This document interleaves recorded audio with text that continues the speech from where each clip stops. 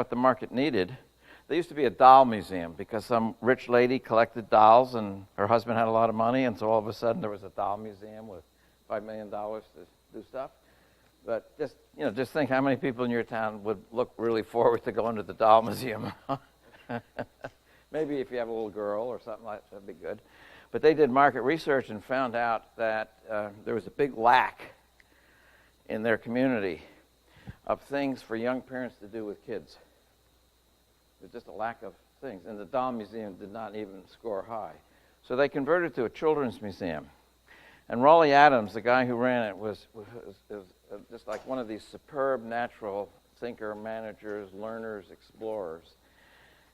And the museum had a big rotunda in the entry. And he said he measured his KPI, key performance indicator, was to open his office door, walk out to the side of the rotunda, and listen. And if the decibel level was above 90, he knew we were doing well. And it was crowded.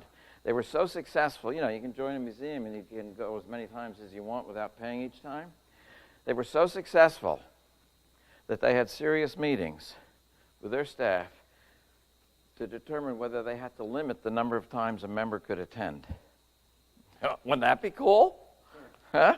Wouldn't that be cool? So I'll tell you some more about Raleigh because he was a forward thinker. And he, like many health clubs, had a local audience, Rochester. And so that's a local audience. And eventually you begin to penetrate that market.